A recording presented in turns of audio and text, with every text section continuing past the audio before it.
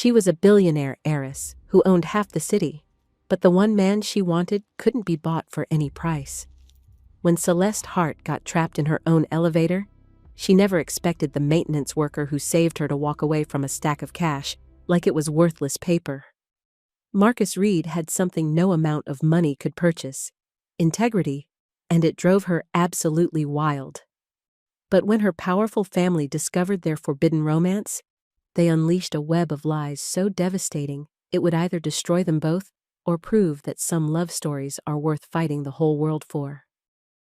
What happened next will shock you, because sometimes the people closest to you are the ones holding the knife. If you're watching this, subscribe and tell me where you're from, because this story about choosing love over everything will hit different no matter what corner of the world you're in.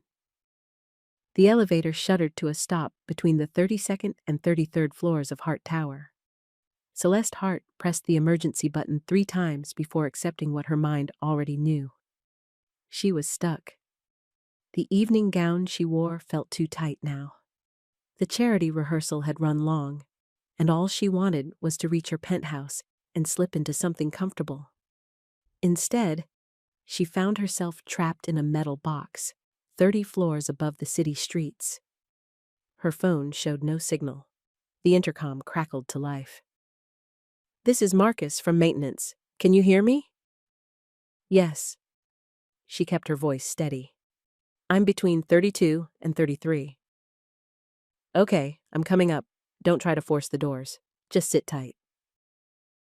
Celeste had lived in Hart Tower for 3 years. She owned the building, along with 6 others across the city. But she'd never spoken to the maintenance staff beyond polite nods in passing.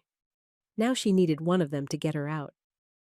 20 minutes later, she heard metal scraping against metal above her head. Tools clanged. Someone was working on the mechanism. "Miss Hart?" The voice was closer now, just above the elevator ceiling. "I need you to step to the back corner. I'm going to pry the doors open manually." "How do you know my name?" "You're the owner, and your name's on the tenant list for the penthouse." The doors groaned. A gap appeared, then widened. Emergency lighting from the hallway cast long shadows into the elevator. A man's face appeared in the opening. Dark skin, kind eyes, work clothes. "There's about a 2-foot drop to the 33rd floor," he said. "Can you manage that in your dress?" Celeste gathered the silk fabric around her legs. "I think so." "Take my hand." His palm was warm and steady. She stepped over the gap and onto solid ground. Her legs felt shaky, but she was free. "Thank you." She smoothed her dress and looked at him properly for the first time. He was tall, maybe 6'2", with broad shoulders and careful eyes. His name tag read, Marcus Reed. "Just doing my job." He wiped his hands on a cloth and picked up his toolbox. "The elevator should be working again by morning. I'll make sure to test it before anyone else uses it." Celeste reached into her evening bag and pulled out a thick fold of bills. It was habit more than anything else. When someone helped her, she paid them. "For your trouble," she said, holding out the money. Marcus looked at the cash, then back at her face. "Please file a maintenance ticket at the front desk. That way, we can log the repair properly. I can't take cash payments." "But you saved me from spending the night in there." "I fixed a broken elevator. That's what I get paid to do." His voice was polite but firm. "Have a good evening, Miss Hart." He walked toward the service corridor, toolbox in hand. His footsteps echoed in the hallway until they faded completely. Celeste stood alone by the elevator doors, still holding the money. In her world, everyone wanted something from her. Everyone had their hand out, their angle, their pitch. But Marcus Reed had walked away. She took the stairs down to the lobby. The front desk clerk looked surprised to see her. "Miss Hart, is everything all right?" "I need to file a maintenance ticket. The elevator was stuck between 32 and 33. Of course. The clerk pulled up a form on his computer. Was this the primary elevator or the service elevator? Primary. Marcus from maintenance fixed it. Marcus Reed. He's our night crew supervisor. Very reliable. The clerk typed quickly. Anything else I can help you with tonight? Celeste hesitated. She could take the stairs to her penthouse, order room service, and pretend this evening never happened. But something about Marcus's refusal nagged at her. She wasn't used to being told no. Is there a coffee machine in the maintenance office? I believe so, but the office is locked after 6. Could you call Marcus? I'd like to bring him a coffee, to say thank you. The clerk's fingers paused over the keyboard. I can try to reach him. 5 minutes later, Celeste stood outside the maintenance office with 2 paper cups from the lobby cafe. Marcus opened the door, looking puzzled. Miss Hart? I brought coffee. I know you couldn't take the tip, but I thought... I appreciate the thought, but I can't accept food or drinks from tenants. Company policy. His voice was kind, but unchanging. If you want to schedule a follow-up inspection on that elevator, I can fit you in Thursday morning around 10.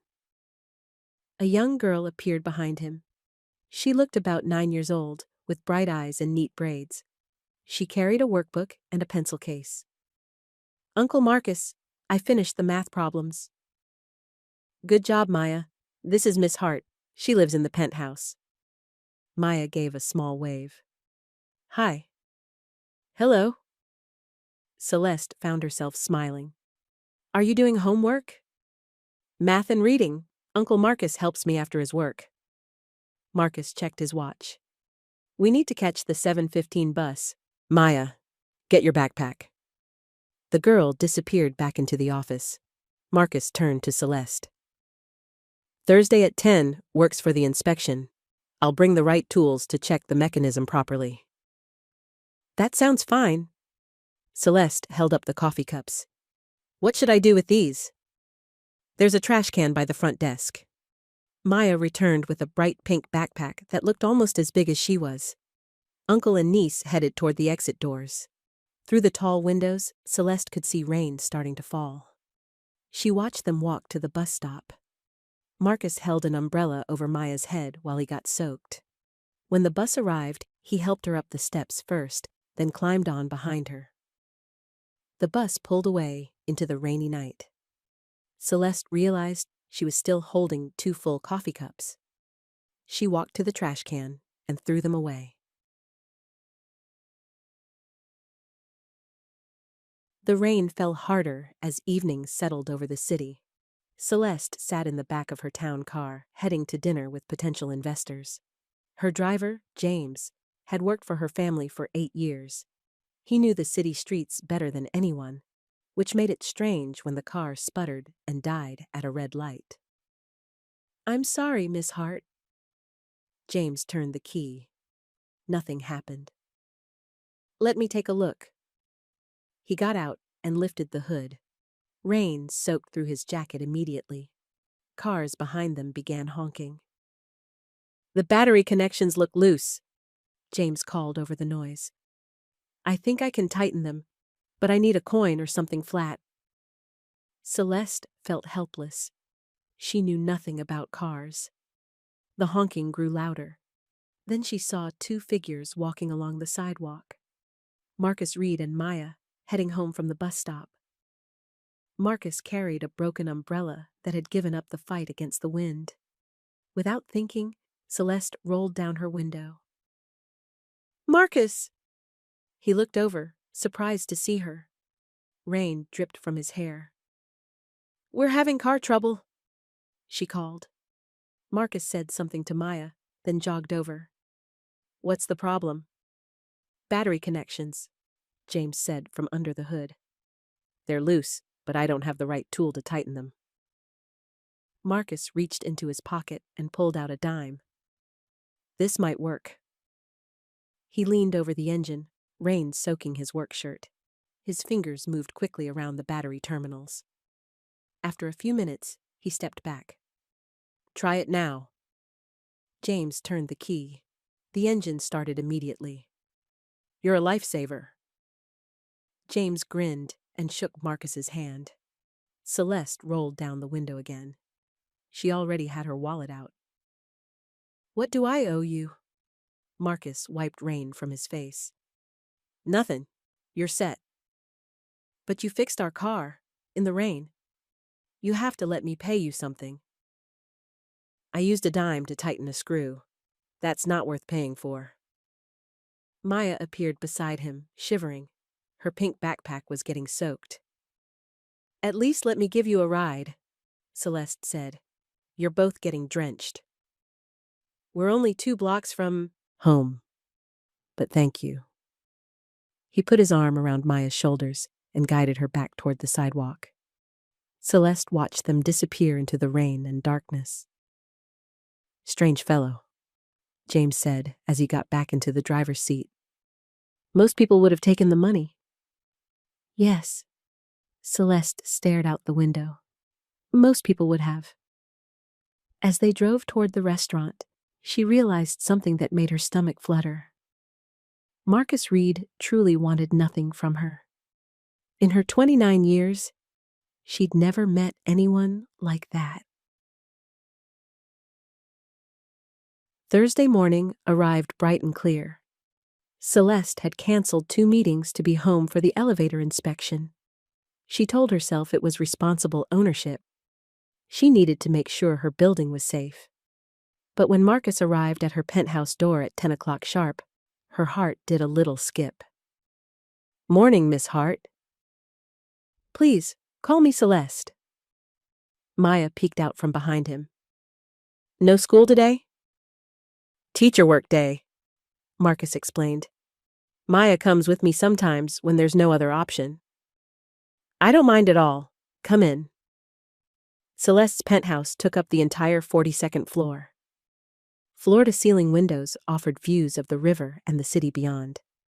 The furniture was all clean lines and expensive fabric. Everything had its place. Maya's eyes went wide. Wow, it's like a castle. Would you like some juice? I have apple and orange. Apple, please. Celeste found herself in her kitchen, pouring juice into a glass that cost more than some people made in a day. When had she last had a child in her home? She couldn't remember. Marcus was already examining the elevator mechanism in the hallway. He had his toolbox open and was making notes on a clipboard. The motor housing shows some wear, he called. I'll order replacement parts today. Should arrive by Monday.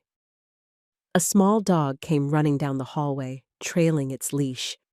Mrs. Peterson from 4B must have lost control again. The little terrier was all energy and no direction. Buster, Mrs. Peterson's voice echoed from somewhere nearby. Come back here, Maya giggled as the dog ran in circles. Celeste found herself laughing too. When was the last time she'd laughed like that? Really laughed? Marcus caught the dog gently and handed it back to Mrs. Peterson when she appeared, breathless and apologetic. Thank you so much, Mrs. Peterson gasped. He saw a squirrel through the lobby window and just took off. No problem. Marcus scratched behind the dog's ears. He's got spirit. Mrs. Peterson hurried back to her apartment with Buster safely in her arms. Maya was still giggling. Dogs are funny, she said. Very funny, Celeste agreed. That's when she noticed the man with the camera. He stood near the stairwell door, trying to look like he belonged. But Celeste had learned to spot photographers from a distance. They had a hungry look in their eyes. The camera flashed once. Then the man was gone, disappearing into the stairwell. Did you see that? Celeste asked. Marcus looked where she pointed. See what? A photographer. He took our picture. Marcus's expression changed. The easy smile disappeared. I should finish this inspection. He worked quickly after that, testing mechanisms and recording numbers. Maya sensed the change in mood and sat quietly in Celeste's living room, looking at a picture book she found on the coffee table. When Marcus finished, he packed his tools without his usual careful attention. "Parts will be here Monday," he said. "I'll install them Tuesday morning." "Marcus!" His phone buzzed. He looked at the screen and his jaw tightened. "We need to go, Maya." "But I'm not done with the book." "Bring it with you. Miss Hart won't mind." "Of course not," Celeste said quickly. "Maya, you can borrow any book you like." Maya chose 2 picture books about animals. She hugged them against her chest.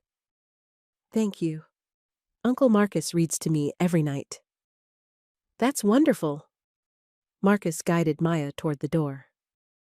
"Have a good day, Miss Hart."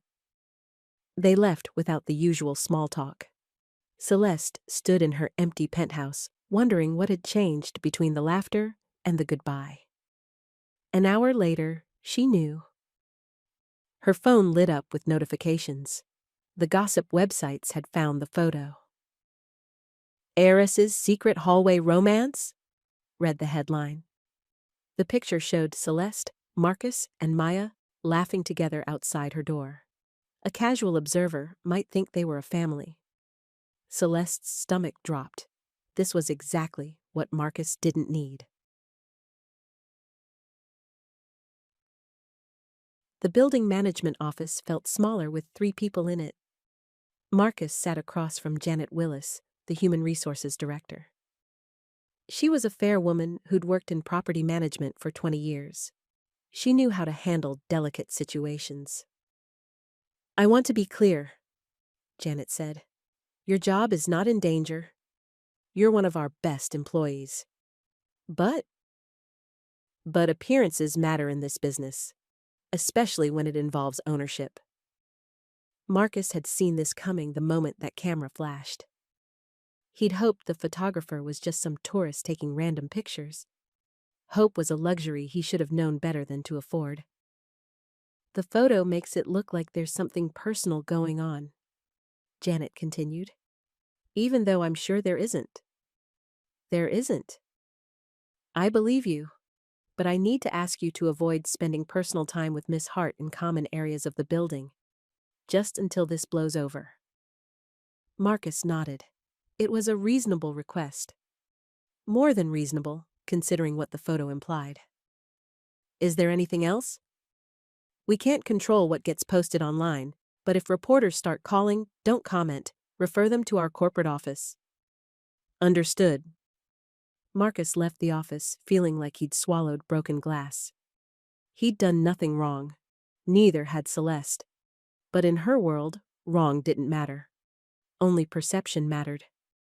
He was walking toward the freight elevator when she appeared. "Marcus?" She held 2 coffee cups from the expensive cafe across the street. Not the lobby machine this time. "I thought you might want—" "I can't." He kept walking. "Company policy." "Because of the picture." He stopped but didn't turn around. "Because I work here and you own the place. That's how it's always been." "But I thought we were becoming friends?" The word friends hit him harder than he expected. When was the last time someone wanted to be his friend without wanting something else first? "We can't be friends here," he said. "That's just how it has to be." Celeste's reflection showed in the elevator doors. She looked hurt, small, not like the powerful woman who owned half the block. The elevator arrived, and Marcus got on. He pressed the button for the basement and watched her shrink away as the doors closed. Celeste's mother lived in a townhouse that had been in the Hart family for 4 generations. Evelyn Hart was 56 years old, with silver hair and sharp eyes that missed nothing. She'd built the family real estate empire from a modest inheritance into a billion-dollar portfolio. She was also Celeste's harshest critic. This is exactly the kind of mess we don't need, Evelyn said, sliding the tablet across her dining table. The gossip article was already spreading. 3 different websites had picked up the story. The comments section was brutal. It's just a photo of us laughing, Celeste said, with a maintenance worker and his child, in the hallway of your building, where you live alone. Mr. Rourke, the family's longtime advisor, cleared his throat. The optics are unfortunate. People will assume the worst. Let them assume. Celeste pushed the tablet away. Marcus fixed my elevator. He helped with our car. He's a good man who did his job. That may be true, Mr. Rourke said carefully, but perception shapes reality in our business. A scandal affects property values. It affects partnerships. This isn't a scandal. It's a photo of 3 people being human. Evelyn's laugh was sharp. You can't afford to be human in public, Celeste. You know that. Then maybe I need to change my definition of affordability. The room went quiet. Outside the window, reporters were gathering on the sidewalk. Someone had leaked Evelyn's address. They're already sniffing around, Mr. Rourke observed. This will get bigger before it gets smaller. Only if we let it, Celeste said. What does that mean? It means maybe it's time to stop managing my life like a political campaign. Evelyn's eyes narrowed. Your life is a political campaign. Every choice you make affects the family business. Every relationship you have gets scrutinized. Every mistake gets magnified. So I should just accept that? You should be smart about it. Celeste stood up. I think I've been smart enough for one lifetime. She left through the back door, avoiding the cameras out front, but she could feel their presence like a weight on her shoulders. This was only the beginning.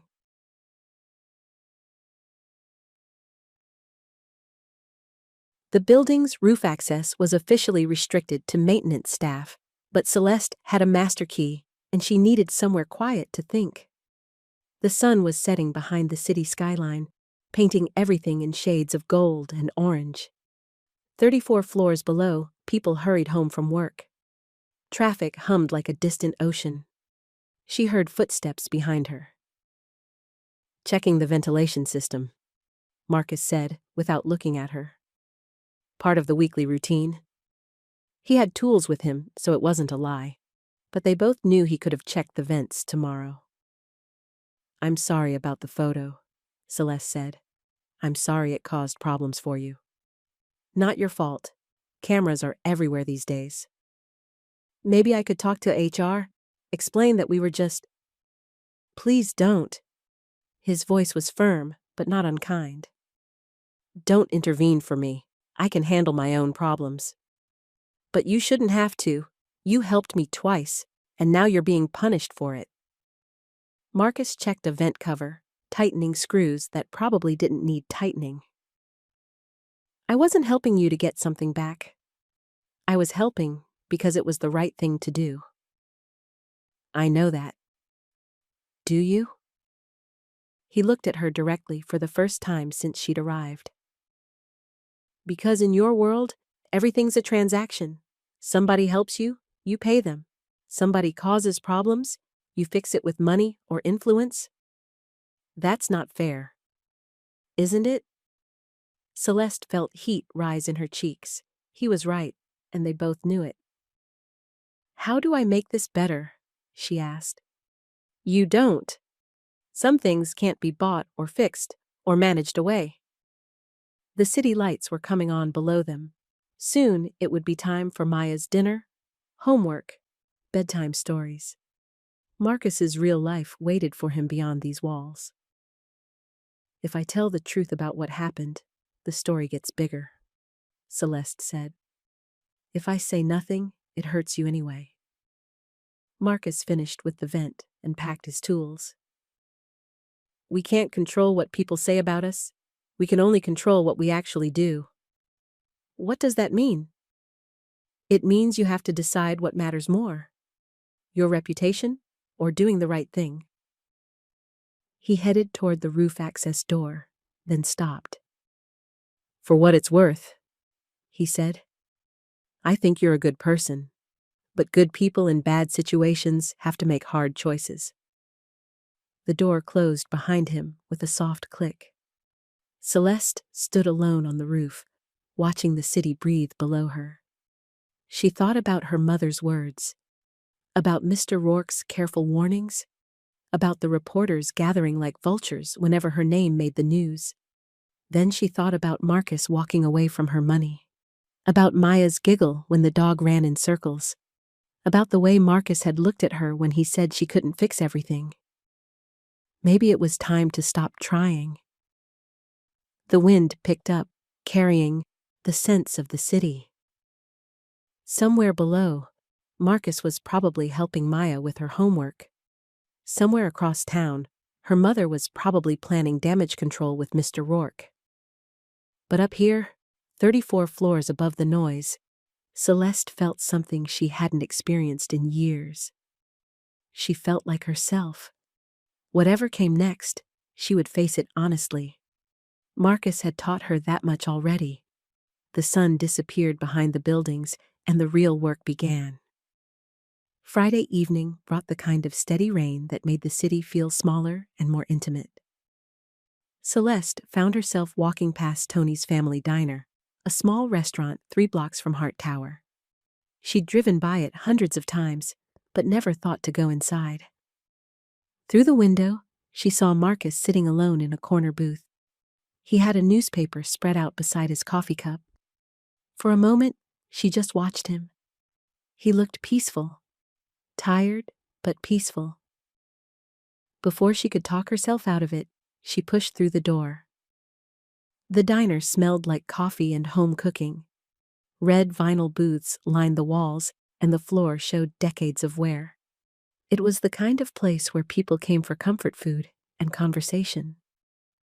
Marcus looked up when she approached his table. Surprise flickered across his face, then something more cautious. Mind if I sit? She asked.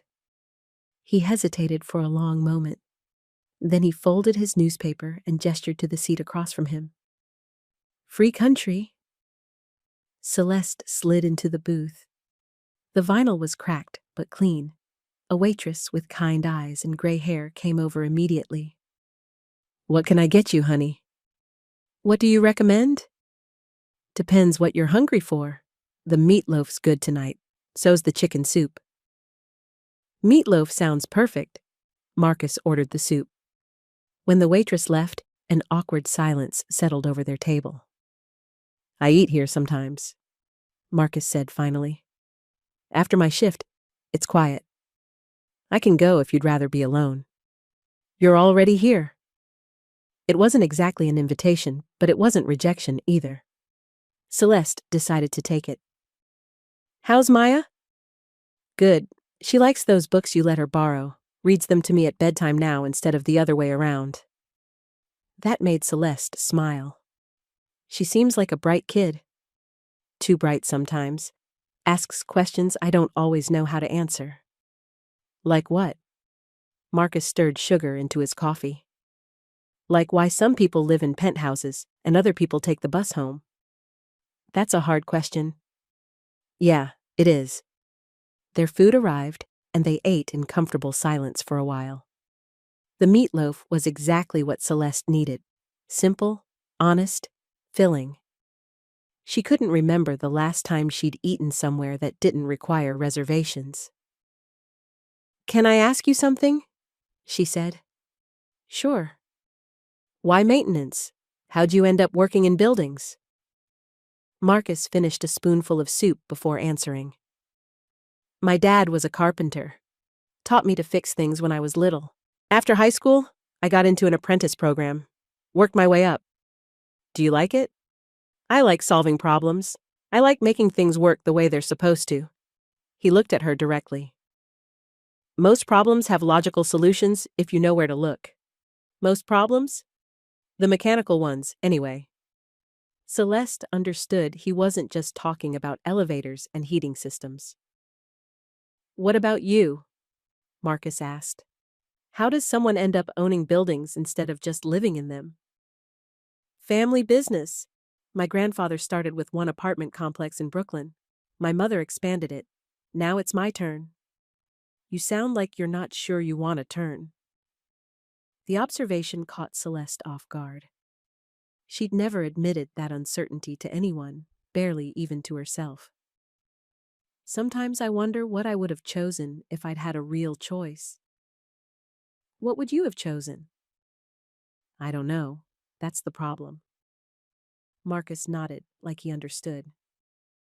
Maya wants to be a veterinarian, or a teacher, or an artist. She changes her mind every week, but she knows she wants to help something or someone. I think that's what matters. Wanting to help. Yeah.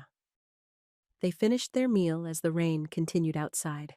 Other diners came and went. Working people, families, elderly couples sharing dessert. Real people living real lives.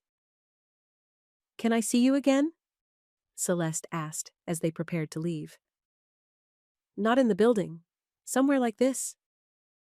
Marcus considered the question seriously. Things are complicated right now. I know, but complicated doesn't have to mean impossible. Doesn't it? I'd like to find out. He paid for both meals before she could object. Outside, they stood under the diner's awning, watching the rain. Sunday afternoon, he said finally. If you want, but somewhere private, away from cameras. Where? I'll let you know. He walked into the rain without an umbrella, hands in his pockets. Celeste watched until he disappeared around a corner, then called her driver. Sunday afternoon found Celeste climbing 34 flights of stairs to the roof of Hart Tower. Marcus had texted her an hour earlier. Roof access, 4:30, bring a jacket. She arrived slightly out of breath to find him setting up what looked like a small picnic. He had a thermos, 2 disposable cups, and a blanket spread over the gravel surface. Hot chocolate, he explained. Maya's recipe, extra marshmallows. Celeste sat cross-legged on the blanket. The city stretched out below them, and for the first time in days, she felt like she could breathe. This is your quiet place, she said. One of them. Maya and I come up here sometimes on weekends. She likes to count the windows in the other buildings. Marcus poured the hot chocolate. It was perfect, rich and sweet and warm. Can I tell you something? Celeste said. Sure. I'm exhausted. From what? From being perfect all the time, from managing every word, every expression, every public moment, from pretending I have all the answers when most of the time I don't even understand the questions. Marcus listened without interrupting. You know what the hardest part is? She continued. Everyone wants something from me. Money, connections, opportunities, but they want me to pretend it's friendship or love or genuine interest. That sounds lonely. It is. She took another sip of hot chocolate. But you don't want anything from me? Why? Because I don't need anything from you. Everyone needs something. I need my job. I need Maya to be safe and happy. I need my health and a roof over our heads. He gestured around them. Everything else is extra. What about companionship? What about love? What about them? Don't you want those things? Marcus was quiet for a long moment. I want them, but they can't be bought or bargained for. They have to be real, or they're not worth having. Is this real? Celeste asked, gesturing between them.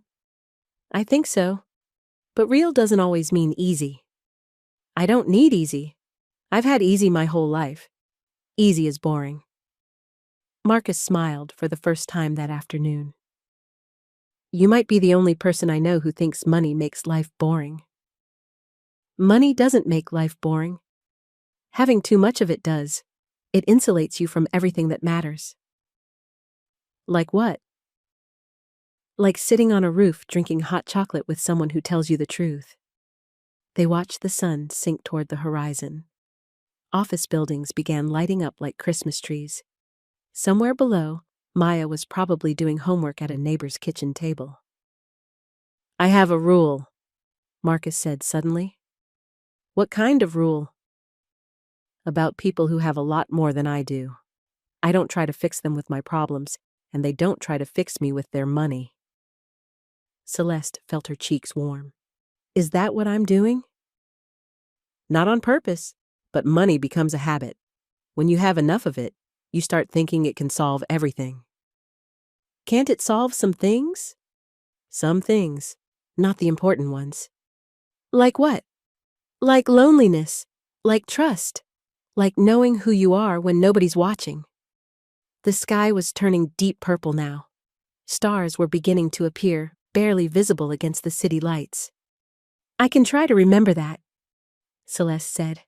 Try what? No fixing people with money. Marcus nodded. I can try to remember that not everyone with money is trying to buy something. Deal. They shook hands formally, then laughed at themselves, but when their hands touched, neither pulled away immediately. This is probably a terrible idea, Celeste said softly. Probably. Want to find out how terrible? Yeah, I do.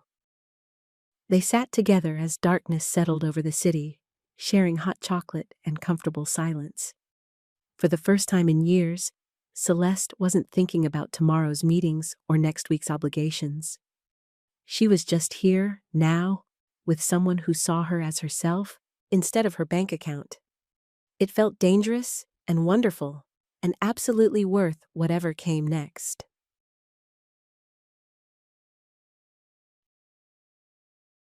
Monday morning brought Celeste back to her mother's townhouse. Evelyn was in her study, surrounded by newspapers and tablets. The Hart family crisis management mode was in full swing. The story is spreading, Evelyn announced without preamble. Page 6 picked it up. So did 3 gossip blogs. It's still just a photo of us laughing. It's a photo of you with a man who works for you. A man whose background we know nothing about. Mr. Rourke looked up from his laptop. I've had some preliminary research done. Marcus Reed, 32, no criminal history. Steady employment record. Guardian to his 9-year-old niece since 2018. You investigated him? Celeste felt her temper rising. We investigated the situation, Evelyn corrected. That's what responsible people do when faced with potential problems. He's not a potential problem. He's a good man. Maybe, but good men can still cause bad publicity. Mr. Rourke cleared his throat. I have a suggestion. We could arrange a decoy relationship. Someone more appropriate. A young professional, perhaps? Someone photogenic, but not threatening. A fake boyfriend? A strategic companion. For public events, social media. Enough to change the narrative. Celeste stared at him. You want me to hire someone to pretend to love me so people will stop talking about my friendship with Marcus? I want you to think strategically about your reputation. My reputation as what? A human being? Evelyn's voice turned sharp. Your reputation as the head of a billion-dollar company. As the face of the Hart family brand. As someone who understands that private choices have public consequences. And if I refuse, then we find other ways to manage the situation. What does that mean? Mr. Rourke and Evelyn exchanged a look. Something passed between them that made Celeste's stomach clench.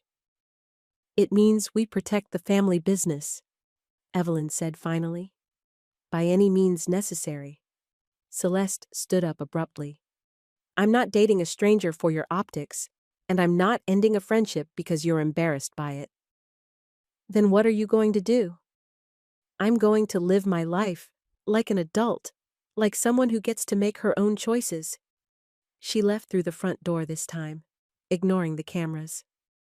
Let them take her picture, Let them write their stories. She was done hiding. Wednesday evening at the Caribbean Cafe felt like stepping into a different world. The walls were painted bright yellow and blue. Steel drum music played softly in the background. The smell of jerk chicken and curry goat made Celeste's mouth water. Marcus was already there, sitting at a table near the back. But he wasn't alone. Celeste, this is Maya. Maya, this is Miss Celeste. Hi, Miss Celeste. Uncle Marcus said you like books too. I do. What kind of books do you like? Animal stories mostly, and books about kids who go on adventures. Maya was even prettier up close, with bright eyes and an easy smile. She wore a yellow dress with a unicorn on the front and sneakers that lit up when she walked. Mrs. Patterson is picking Maya up in 20 minutes, Marcus explained. I hope you don't mind. Of course not. They ordered food family style, curry chicken, rice and peas, plantains, and festival bread. Maya chattered easily about school, her friends, and the art project she was working on. I'm making a collage of my family, she said. Uncle Marcus is in the middle because he takes care of me, and I drew our apartment and the bus we take to school. That sounds beautiful. Do you have a family, Miss Celeste? The question was innocent, but it hit deeper than Maya could know. I have a mother. She's very busy with work. What about a dad? He died when I was a little older than you. Maya's expression grew serious. I'm sorry. My mom died too, when I was 6. That's why I live with Uncle Marcus now. Celeste felt her throat tighten. I'm sorry too. It's okay. Uncle Marcus takes really good care of me, and he reads me stories every night. Marcus looked embarrassed by the praise. Maya's easy to take care of. She's a good kid. Mrs. Patterson arrived right on schedule, a cheerful woman in her 60s who clearly adored Maya. Be good for Mrs. Patterson, Marcus said, hugging his niece goodbye. I'm always good, Maya replied with a grin. After they left, the cafe felt quieter, more intimate. She's wonderful, Celeste said. She is. Best thing that ever happened to me. It must have been hard, taking on that responsibility so young. Marcus shrugged. You do what needs doing. Maya needed a home. I had one to offer. Not everyone would have stepped up like that. Not everyone gets the chance. They shared the pepper shrimp, spicy and sweet and perfect. Celeste had never eaten anything like it. She found herself laughing when the heat made her eyes water. Too much for you? Marcus asked, grinning. Just enough.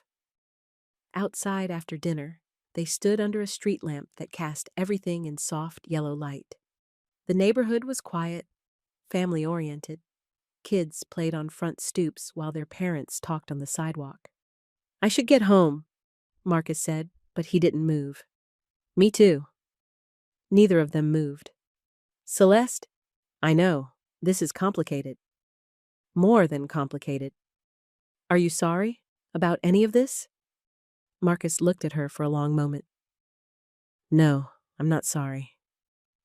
He leaned forward slightly. She tilted her face up. For a moment, they were close enough that she could smell his cologne, could see the flecks of gold in his dark eyes. Then he stepped back. We should go slow, he said. How slow? Slow enough to be sure. Sure of what? That we're doing this for the right reasons. Celeste nodded, even though part of her wanted to argue. Marcus was probably right. They barely knew each other, despite the intensity of their connection. Can I see you Saturday? She asked. What did you have in mind? Something normal, whatever you and Maya usually do on Saturdays. Usually we ride the bus to the park, then grocery shopping, then I cook dinner while she does art projects. That sounds perfect. You sure? It's not fancy. I don't want fancy. I want real. Marcus smiled. Okay, real it is.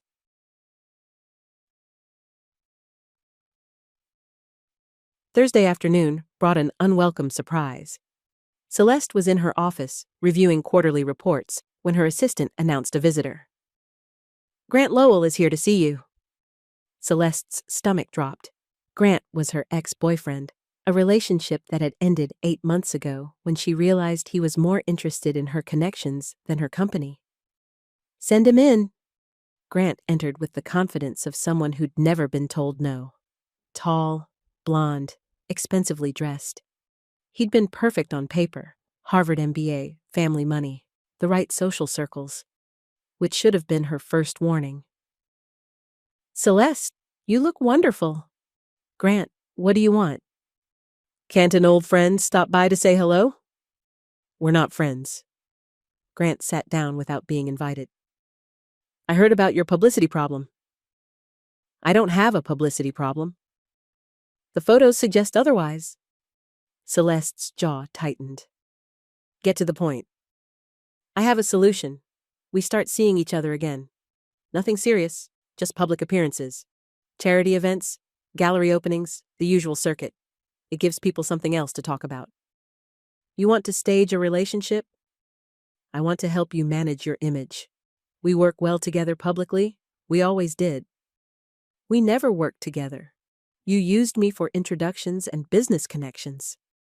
Grant's smile never wavered. That was business. This would be different. How? This time, we'd both know exactly what it was. Celeste stood up. The answer is no. Don't decide now. Think about it. I already have. The answer is still no. Grant's expression shifted slightly. The polished smile developed an edge. This is about the maintenance man, isn't it? Celeste felt ice run through her veins. What did you say? Marcus Reed, 32 years old. Night supervisor at Hart Tower. Guardian to his sister's child. How do you? I make it my business to know things, Celeste. Especially things that could affect people I care about. You don't care about me. You never did. Maybe not, but I care about maintaining certain standards in our social circle. The threat was subtle, but unmistakable. Celeste forced herself to stay calm. Get out of my office. I'm trying to help you avoid a mistake. The only mistake I'm making is listening to you for this long. Grant stood up slowly. You're better than this, Celeste. Think about what your father would say. My father would tell you to leave his daughter alone. Would he? Or would he remind you that the Hart family name means something? Grant left without another word, but his presence lingered like smoke. Celeste sat at her desk for a long time afterward, trying to shake the feeling that something dangerous had just been set in motion. Friday evening brought rain again. Marcus was finishing his shift when a man in an expensive coat approached him in the alley behind the Caribbean Cafe. Marcus Reed? Who's asking? Someone who wants to make your life easier. The man handed Marcus an envelope. Inside was a cashier's check for $50,000 and a letter offering him a transfer to a Hart property in Philadelphia. What is this? A solution to your current situation. Clean transfer, excellent references, and enough money to give your niece a good start somewhere new. Marcus looked at the check again. $50,000 was more money than he'd ever seen at one time. More than enough to put Maya through college someday. Who sent this? Someone who understands that certain relationships aren't in anyone's best interest. You mean Celeste? I mean someone who cares about maintaining appropriate boundaries. Marcus tore the check in half and handed the pieces back. Tell whoever sent you that I'm not for sale. Everyone's for sale, Mr. Reed. It's just a matter of finding the right price. Then you haven't found mine? The man pocketed the torn check pieces. Think about your niece. Think about what's best for her future. I am thinking about her future, and it doesn't include taking money to disappear. Marcus walked away, hands shaking slightly. Not from fear, but from anger. Someone had tried to buy him off like he was a problem to be solved with cash. He texted Celeste. "Someone tried to buy me off tonight. We should talk." Her response came immediately. "Tomorrow. Whatever you want to do, we do it." Marcus smiled despite everything. Tomorrow was Saturday. Their day for normal, real things. He was looking forward to it more than he should. Saturday morning dawned bright and clear. Celeste met Marcus and Maya at the bus stop, feeling nervous for the first time in years. She'd chosen her most casual clothes: jeans, sneakers, a simple sweater. No jewelry except small earrings. "You look different," Maya observed as they climbed onto the bus. "Different how?" "More like a regular person." Marcus grinned. Maya's never been one to sugarcoat her observations. The bus ride took 20 minutes through neighborhoods Celeste had never really seen. Working-class streets lined with small houses and corner stores. Kids playing in tiny front yards. Old men sitting on stoops, watching the world go by. "That's where my friend Jessica lives," Maya pointed out the window. "And that store has the best penny candy." The park was nothing fancy. Playground equipment, a duck pond, walking paths through patches of trees. But it was alive, with families enjoying their Saturday morning. Maya ran straight to the swings. Marcus and Celeste sat on a bench nearby, watching her play. "This is what normal looks like," Celeste said. "Pretty much. Maya plays, I worry about her falling off something, and then we usually get ice cream." A young couple walked by with a baby stroller. The woman smiled at them. "Your daughter's beautiful," she said to Marcus and Celeste. "Thank you," Celeste replied automatically. After the woman passed, they looked at each other. "She thinks we're a family," Marcus said. "Does that bother you?" "No. Does it bother you?" "No, it doesn't." They played frisbee on the grass. Celeste was terrible at it, throwing wild passes that made Maya giggle. Marcus was patient, showing her how to snap her wrist, how to follow through. "You're getting better," he lied cheerfully after her 10th errant throw. "You're a terrible liar," Celeste replied, laughing. At the grocery store, Maya helped pick out ingredients for dinner. She had strong opinions about which vegetables were acceptable and which pasta shapes were superior. "Uncle Marcus makes the best spaghetti," she announced to Celeste, "but he always burns the garlic bread." "I do not burn the garlic bread." "You burned it last week. That was barely toasted." "It was black, Uncle Marcus." Celeste found herself laughing at their easy banter. When was the last time she'd been grocery shopping with someone? When was the last time she'd had someone to cook for? Marcus's apartment was small, but spotlessly clean. The living room doubled as Maya's art studio. There were drawings taped to the walls, colored pencils scattered across a card table, and a half-finished collage spread out on the floor. "This is my family project," Maya explained to Celeste. "Want to help me finish it?" "I'd love to." They sat on the floor together, cutting pictures from magazines while Marcus started dinner. The kitchen was tiny, barely big enough for one person, but he moved through it with easy confidence. "What does your apartment look like?" Maya asked. "Very different from this. Much bigger, but not as warm." "What makes a place warm?" Celeste looked around the small living room. Family photos on the bookshelf. Maya's artwork everywhere. A blanket thrown over the back of the couch where someone had been reading. "People," she said. "A place is warm when it's full of people who care about each other." Maya nodded sagely. "That's why I like it here. Uncle Marcus cares about me a lot." From the kitchen came the sound of something sizzling. The smell of garlic and tomatoes filled the small apartment. "Does your mom care about you?" Maya asked. The question was innocent, but it made Celeste pause. Did her mother care about her?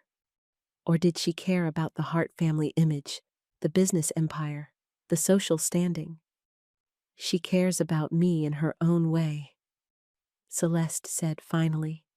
"But it's different from how Marcus cares about you." "Different how?" "Your uncle wants you to be happy. My mother wants me to be successful. Can't you be both?" "I'm still figuring that out." They worked on the collage in comfortable silence. Maya was meticulous about placement, trying different arrangements before gluing anything down. "Dinner!" Marcus called from the kitchen. They ate at a small table by the window. The spaghetti was perfect, and the garlic bread was only slightly brown around the edges. "See?" Maya said to Celeste. "Best spaghetti ever." "She's right," Celeste agreed. "This is delicious." "Family recipe," Marcus said. "My grandmother taught me when I was about Maya's age." "Will you teach me sometime?" The question slipped out before Celeste could stop it. Marcus looked surprised, then pleased. "Sure, if you want."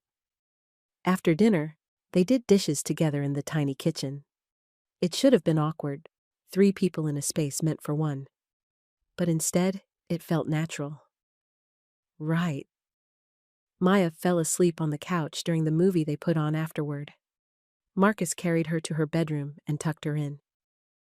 "She likes you," he said when he returned to the living room. "I like her too. She's special." "Yeah, she is." They sat on the couch together, not quite touching, but close enough to share warmth. The apartment was quiet, except for the soft sounds of the city outside. "This was perfect," Celeste said. "Even the grocery shopping?" "Especially the grocery shopping." Marcus turned to look at her. "You really mean that?" "I really do." This time, when he leaned forward, she met him halfway. The kiss was soft, tentative at first, then deeper. When they broke apart, Celeste felt like the world had shifted slightly on its axis. "Is this okay?" she whispered. "More than okay." They kissed again, longer this time. Celeste felt something settle in her chest, some knot of tension she'd carried for years finally loosening. "I should go," she said eventually. "Maya will wonder." Probably. But neither of them moved. They sat together in the dim living room, her head on his shoulder, his hand in her hair. "Marcus?" "Yeah?" "I'm falling for you." "Good," he said softly, "because I already fell." Sunday evening brought Celeste back to reality with jarring force. She was in her penthouse, thinking about the day ahead, when her phone buzzed with an incoming message. The sender was listed as Marcus, but the number was different from his usual contact. An old phone number, maybe one he'd used before switching carriers. She opened the message and felt the world drop away. "Been thinking about your ex's offer. 75K and clean transfer might be worth considering. This thing with Celeste is getting complicated. Maybe best for everyone if I take the money and disappear quietly." Celeste read the message 3 times, trying to make sense of it. The words swam on the screen. Marcus had taken Grant's offer. He was planning to leave. Everything they'd shared, the dinners, the roof talks, yesterday's perfect day, had been some kind of game. Her hands shook as she called his number. It rang 4 times before he answered. "Celeste? It's kind of late. Did you take Grant's money?" Silence on the other end. "What money?" "Don't lie to me. I saw your text." "What text?" "I didn't send you any text tonight." "It's right here on my phone, from your old number, about taking $75,000 to disappear." Another long pause. "Celeste, I don't have an old number. I've had the same phone for 3 years. And I told you someone tried to buy me off. I turned them down. Then explain this message. I can't, but I didn't send it. His voice sounded tired, hurt, but also strangely unsurprised. You don't believe me, he said. It wasn't a question. I want to believe you. But you don't. Celeste stared at the message on her screen. The timestamp, the phone number, the casual way it discussed taking money to end their relationship. If you think I would do that, Marcus said quietly, then maybe we should stop this now. Marcus. No. If you think I'm the kind of man who would take money to walk away from someone I care about, then you don't know me at all. The line went dead. Celeste sat in her empty penthouse, holding her silent phone. Outside, the city lights twinkled like stars, beautiful and distant and cold. She'd found something real, something worth fighting for. And in one text message, she'd lost it all. Monday morning felt like moving through thick water. Celeste sat through a board meeting without hearing a word. She approved budgets she didn't read and signed contracts she didn't understand. Her assistant asked if she was feeling well. Fine, Celeste lied. Just tired. At Hart Tower, Marcus went through his morning rounds like a robot. Check the boiler room. Test the elevator repairs. Update work orders. Maya had asked why he seemed sad at breakfast, and he'd told her he was just thinking about grown-up things. Will you be happy again soon? She'd asked. I hope so, baby girl. But hope felt like a luxury he couldn't afford anymore. Neither of them ate lunch. Neither of them called. Tuesday morning brought Celeste to her mother's townhouse again. But this time, she wasn't coming to argue. She was coming for answers. Evelyn was in her study, as always. Mr. Rourke sat across from her desk with his laptop open. They both looked up when Celeste entered. You look terrible, Evelyn observed. I feel terrible. Good. Maybe now you're ready to listen to reason. Celeste sat down heavily in the chair next to Mr. Rourke. Tell me about the other times. What other times? The other times you and Mr. Rourke managed my personal life. The other times you made problems disappear. Evelyn and Mr. Rourke exchanged a look. What brought this on? Mr. Rourke asked carefully. Someone sent me a fake text. Message. Made it look like Marcus was taking money to leave me alone. I want to know if either of you were involved. We told you, Evelyn said. We suggested a decoy relationship. You refused. That's not what I'm asking. Celeste pulled out her phone and showed them the message. This came from a phone number that doesn't exist. Someone with technical skills and access to information created it. Someone who wanted me to think Marcus betrayed me. Mr. Rourke leaned forward to read the screen. His expression gave nothing away. That's quite an accusation, he said. Is it true? We've never fabricated communications to manipulate your relationships. Celeste studied his face. In 30 years of family business, she'd learned to read between the lines of Mr. Rourke's careful language. But you've done other things, Evelyn sighed. Sometimes protecting the family requires difficult choices. What kind of choices? Background checks on men you dated, financial incentives for unsuitable partners to reconsider their interest. Occasionally, strategic media placement to redirect attention. The words hit Celeste like physical blows. You've been buying off my boyfriends?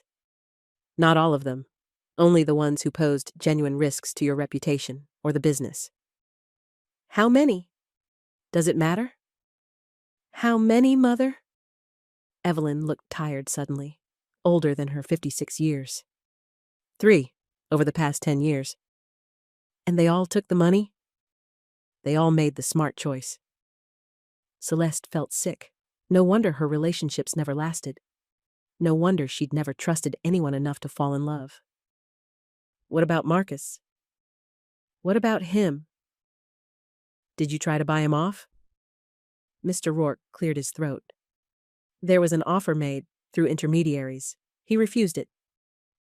So you moved to Plan B. Make me think he'd accepted it. We didn't create that message, Evelyn said firmly. But I won't pretend I'm sorry it arrived. You're better off without him. That's not your decision to make, isn't it? You're 29 years old, Celeste.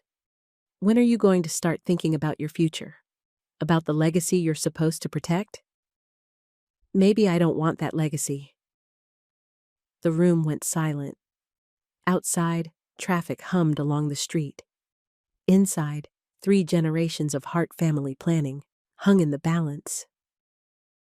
Don't say things you can't take back, Evelyn said quietly. I'm not. I've been thinking about this for months, maybe years. Thinking about what? Whether I want to spend the rest of my life living other people's expectations. Celeste stood up.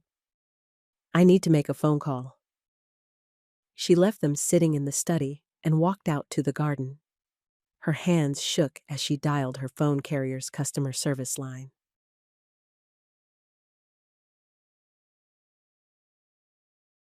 "20 minutes later, Celeste had what she needed. The customer service representative had been helpful once Celeste explained that she was investigating possible fraud.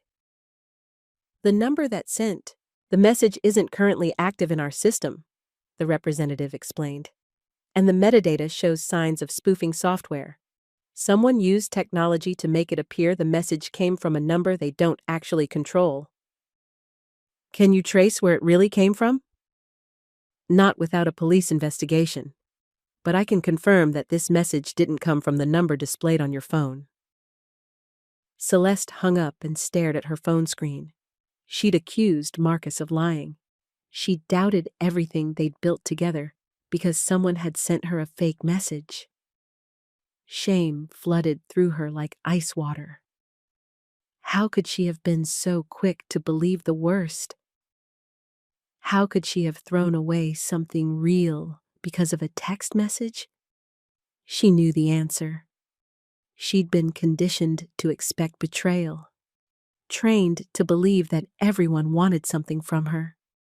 And when the message arrived, it confirmed her deepest fears about trusting someone. But Marcus wasn't everyone else. Marcus had walked away from money twice. He'd refused every offer, every incentive, every attempt to buy his affection or his absence, and she'd repaid that integrity by doubting him. Celeste grabbed her coat and headed for Hart Tower.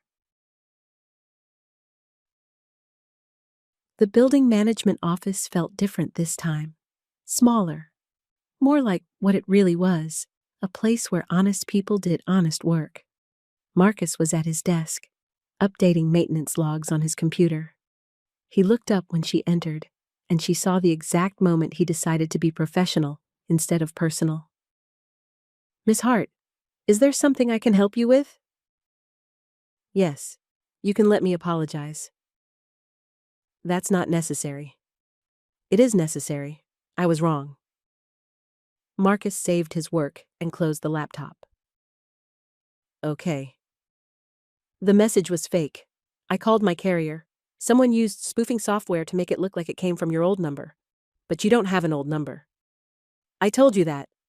"I know. I should have believed you." Marcus leaned back in his chair. "Why didn't you?" It was a fair question, the hardest one she could answer. "Because I've been taught not to trust people.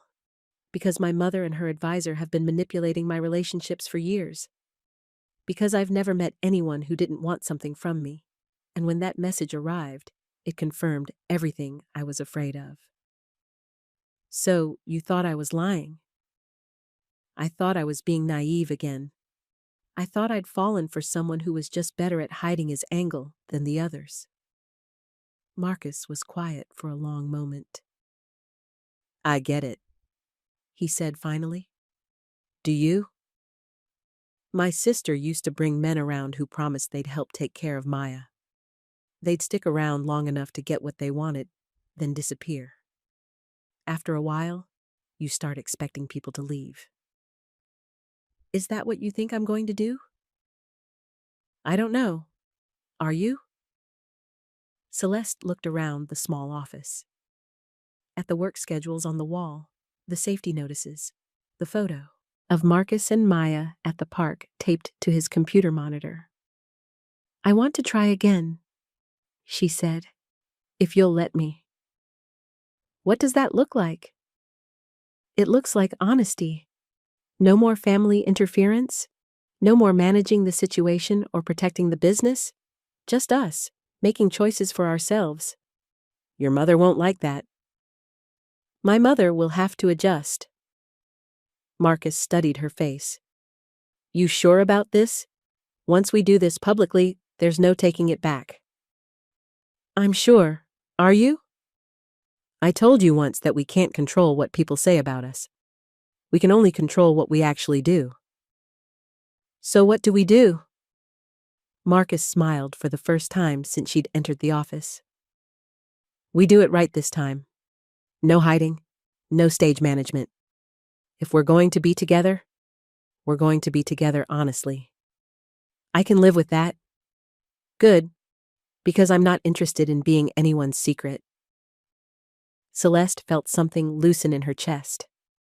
Neither am I. There's one condition. What? You have to meet with my family too. Maya? Maya's the only family I have that matters, but your mother should meet her properly. If she's going to be part of our lives, she needs to understand what she's getting. A 9-year-old who speaks her mind? A 9-year-old who deserves respect and stability. Celeste nodded. Can we start tomorrow? Tomorrow works. Wednesday afternoon found them at the same corner cafe where they'd had their first real conversation. But this time, Maya was there from the beginning, and Evelyn Hart was walking through the door. Celeste's mother moved like someone accustomed to commanding attention. She wore a navy blue suit that probably cost more than most people's rent. Her silver hair was perfectly styled, and her expression gave nothing away. Maya looked up from her coloring book as Evelyn approached their table. Are you Celeste's mom? I am. You must be Maya. Yes, ma'am. Do you want to see my drawing? It's a house with a garden. Evelyn sat down carefully and examined Maya's artwork. That's very good. You have excellent attention to detail. Thank you. Uncle Marcus says paying attention to details is important. Your uncle is right about that. Marcus stood up and extended his hand. Mrs. Hart, I'm Marcus Reed. Evelyn shook his hand and studied his face. Mr. Reed. For several minutes, they made careful small talk. Maya chattered about school and her art projects while the adults assessed each other carefully. Can I ask you something, Mr. Reed? Evelyn said eventually. Of course. What do you want from my daughter? Maya looked up from her coloring. That's a weird question. Maya, Marcus said gently. Why don't you work on your picture while the grown-ups talk? But Maya was nothing, if not persistent. Why do grown-ups always ask what people want? Why can't people just like each other? Out of the mouths of babes, Celeste thought. That's a very good question, Evelyn said to Maya. What do you think the answer is? I think grown-ups worry too much about the wrong things. What should they worry about instead? Maya considered this seriously. Whether people are kind to each other. Whether they tell the truth. Whether they help when someone needs help. Evelyn looked at Marcus. And does your uncle do those things? Yes, ma'am. Uncle Marcus is the kindest person I know, and he always tells me the truth, even when it's hard. What about Celeste? What do you think of her? I like her. She's funny, and she doesn't talk to me like I'm stupid. Plus, she helped me with my family collage. Family collage? For my school project, I had to make a picture of my family. Celeste helped me arrange all the pieces. Evelyn's expression softened slightly. And who did you include in your family picture? Uncle Marcus and me, our apartment, our bus, Mrs. Patterson from next door. And Maya glanced at Celeste. I put Celeste in it too. Is that okay? The question hung in the air. Celeste felt her throat tighten. That's more than okay, she said softly. That's the nicest thing anyone's ever done for me. Evelyn watched this exchange with careful eyes. When Maya went back to her coloring, she turned to Marcus. You didn't answer my question. What do I want from your daughter? Yes. Marcus looked at Celeste, then back at Evelyn. I want to know her better. I want to see if what we have is real enough to build something lasting. I want to find out if we can make each other happy without losing ourselves in the process. That's all? That's everything. Evelyn was quiet for several minutes. She watched Maya color. She watched Marcus help Celeste with the crossword puzzle on the table. She watched her daughter laugh at something silly and unguarded. When did you last see Celeste this relaxed? She asked Marcus. Every time we're together, she seems a little more like herself. And what is she like, when she's being herself? Marcus smiled. Funny, curious, kind, a little stubborn, good with kids, terrible at frisbee. Hey, Celeste protested. I'm getting better at frisbee. You're really not, Maya giggled. Uncle Marcus is good at teaching things. He taught me how to ride a bike and how to make pancakes. What else does your uncle teach you? Evelyn asked. How to be brave. How to tell the truth even when it's scary. How to help people even when they can't help you back. Evelyn looked at Marcus with new eyes. Those are important lessons. They're the only ones that matter, Marcus replied. When Maya excused herself to use the restroom, Evelyn leaned forward. I owe you an apology, Mr. Reed. I made assumptions about your character based on incomplete information. We all make assumptions sometimes. Perhaps, but mine were particularly unfair. She turned to Celeste. I owe you an apology as well. I've been so focused on protecting our family's reputation that I forgot to protect your happiness. Mom? No, let me finish. Watching you today, seeing you with Maya and Marcus, you're different. Better. More like the daughter I remember from before your father died. Celeste felt tears prick her eyes. I'd forgotten what it felt like to be that person. So had I. Maya returned to the table with chocolate on her fingers and a big smile. Mrs. Hart, do you want to help me finish my drawing? I'd be honored. They spent the next hour working on Maya's artwork together. Evelyn proved surprisingly good at coloring inside the lines, and Maya was an enthusiastic teacher. When it was time to leave, Evelyn hugged Maya goodbye. It was lovely to meet you, dear. I hope I'll see you again soon. You can come to our apartment for dinner sometime. Uncle Marcus makes really good spaghetti. I would like that very much. Outside the cafe, Evelyn pulled Celeste aside. I'm going to call Mr. Rourke tonight. There will be no more interference in your personal life. Thank you. That young man loves you. So does that little girl. Don't let my mistakes keep you from being happy. I won't. Evelyn smiled. Good, because I think your father would have liked them both very much. That evening, Celeste sat in her penthouse with her phone in her hands. Mr. Rourke was on speaker, and his voice carried the careful tone of someone who knew his role was changing. I understand your position, he said. But I hope you'll reconsider. I won't reconsider. Your involvement in my personal relationships ends today. Very well. What about professional matters? Professional matters are different, but if you ever again try to manipulate my private life, our business relationship ends permanently. There was a long pause. I understand, Mr. Rourke said finally. For what it's worth, I thought I was protecting your interests. I know, but I'm an adult. I get to decide what my interests are. After she hung up, Celeste's phone buzzed with a text from Grant. She deleted it without reading it. Whatever he had to say, she wasn't interested in hearing it. Thursday evening brought the Morrison Foundation's annual fundraiser. It was a small event, maybe 50 people, focused on supporting local literacy programs. Celeste had committed to attending months ago, back when her biggest worry was which dress to wear. Now she stood in front of her closet, trying to decide how to present herself to the world. In the end, she chose simplicity. A black dress, minimal jewelry, her hair in a neat bun.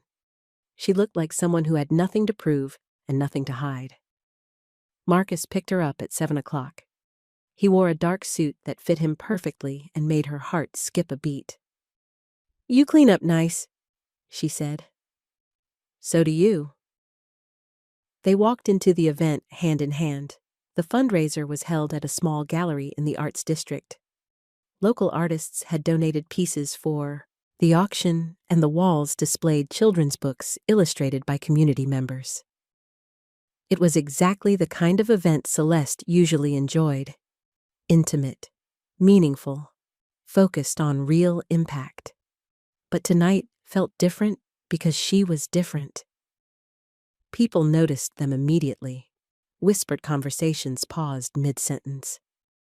Cameras turned in their direction. You okay? Marcus asked quietly. Better than okay. They mingled with the crowd, talking to teachers and librarians and parents who benefited from the foundation's work. Marcus fit in easily, asking thoughtful questions about literacy programs and funding challenges. 20 minutes into the event, a reporter from the local arts weekly approached them. Miss Hart, can I ask you about the rumors surrounding your relationship? Celeste felt Marcus tense beside her. This was the moment. They could deflect, make excuses, try to manage the narrative, or they could tell the truth. What would you like to know? Celeste said. Are you and Mr. Reed romantically involved? We're seeing each other, yes. How do you respond to suggestions that this relationship is inappropriate? Celeste looked at the reporter, then at the small crowd that had gathered to listen. I'd respond by saying that Marcus is a good man who works hard to support his family. He's kind, honest, and principled. Anyone who thinks that's inappropriate probably needs to examine their own values. The room had gone quiet. Every conversation had stopped. What about the class differences? The reporter pressed. What about them? Celeste asked. Marcus and I both work. We both care about our families. We both try to do the right thing. If that's not enough common ground for a relationship, then I don't know what is. But surely you understand why some people might find this unusual? Marcus spoke for the first time. With respect, ma'am, there's nothing unusual about two people caring about each other.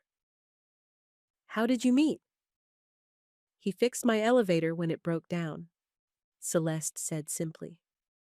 Then he fixed my car when it wouldn't start. Now he's fixing all the parts of my life that I didn't even know were broken. A few people in the crowd smiled. The reporter scribbled notes. Any plans for the future? We're taking things one day at a time, Marcus said, but we're taking them together. The reporter thanked them and moved on. The crowd slowly dispersed, returning to their conversations and wine glasses. That wasn't so bad, Celeste said. Speak for yourself. My hands are still shaking. She looked down. His hands were perfectly steady. Liar. Okay, maybe just a little shaking. They spent the rest of the evening enjoying the art and the company. People approached them throughout the night, some curious, some supportive, some clearly disapproving. But they faced each conversation together, honestly and without apology. As they left the gallery, a photographer snapped their picture. This time, Celeste didn't flinch. "How do you feel?" Marcus asked as they waited for their car. "Like I can breathe again." "Good, because this is just the beginning." "I know. Are you ready for that?" Marcus smiled and took her hand. "I've been ready since the day I met you."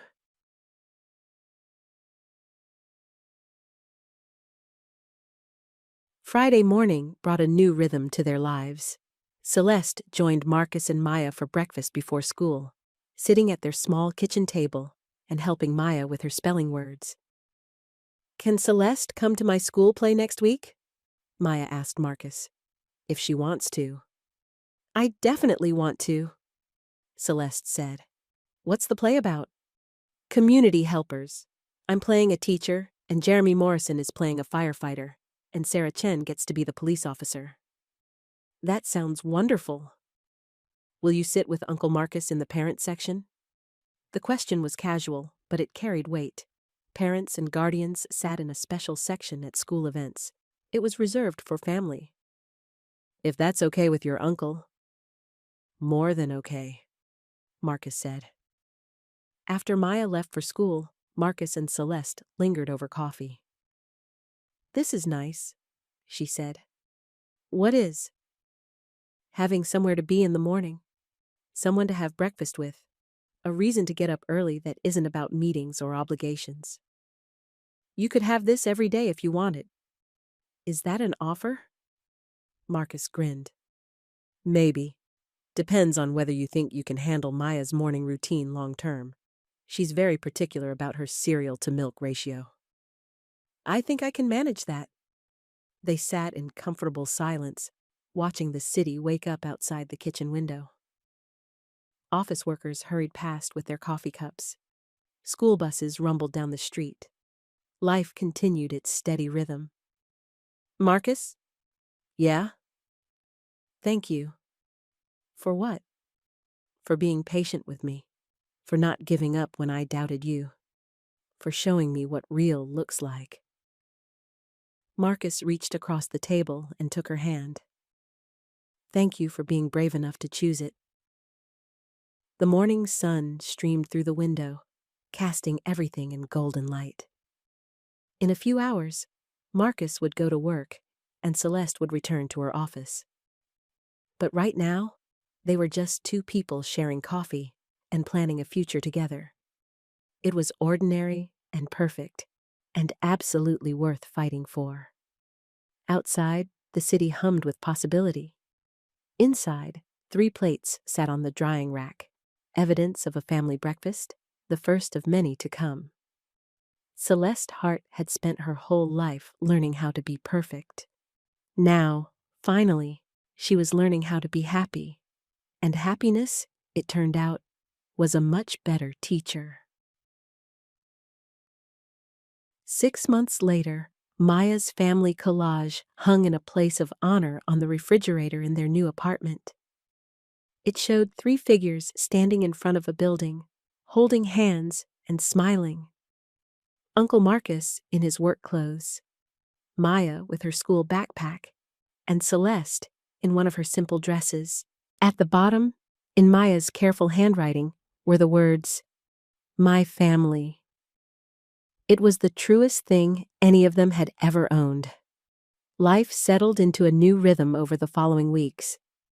Celeste spent more time at Marcus and Maya's apartment than at her penthouse. She learned to make coffee the way Marcus liked it, strong and black. She helped Maya with homework at the kitchen table. She discovered that grocery shopping could be an adventure when you had a 9-year-old who insisted on reading every cereal box. But not everyone was happy with the changes. Grant Lowell made that clear on a Tuesday morning in late November. Celeste was leaving her office building when he stepped out of a black sedan parked at the curb. He looked exactly the same. Expensive suit, perfect smile, the confidence of someone who'd never been told no. "We need to talk," he said. "No, we don't."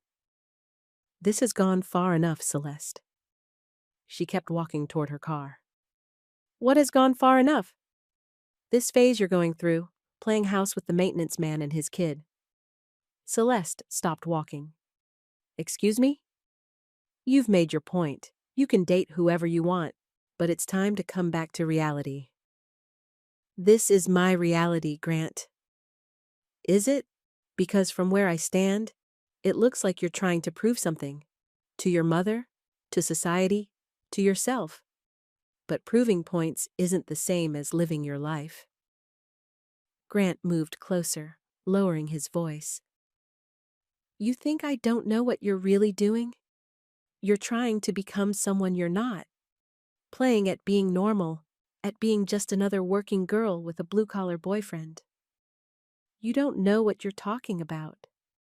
"Don't I? When's the last time you went to a charity gala? When's the last time you had dinner at Le Bernardin? When's the last time you did anything that reminded you of who you actually are?" His words hit closer to home than Celeste wanted to admit. She had been avoiding her usual social circuit. She'd turned down 3 gala invitations in the past month. "I'm happy," she said. "Are you? Or are you just tired of being yourself?" Grant's smile turned sharp. "Here's what's going to happen. You're going to realize that playing dress-up gets old, that pretending to be someone else is exhausting, and when you do, I'll be here. I'm not pretending to be anyone. Aren't you? The Celeste Hart I dated doesn't eat at diners. She doesn't ride public buses. She doesn't spend her evenings helping a child with math homework. Maybe you never knew the real Celeste Hart. Maybe not. But I know the one who's going to inherit a billion-dollar company. And that woman can't afford to keep playing house much longer." Grant got back into his sedan without another word. But his presence lingered like smoke, leaving Celeste questioning things she thought she'd settled. That evening, she sat in Maya's bedroom, helping the little girl organize her school supplies for the next day. Maya chattered about her upcoming school play, about her friend Jessica's birthday party, about the art project she wanted to start over the weekend. "Celeste, are you listening?" Maya asked. "Sorry, sweetie. What did you say?" "I asked if you wanted to help me make costumes for my stuffed animals. They're going to put on their own play." "That sounds wonderful."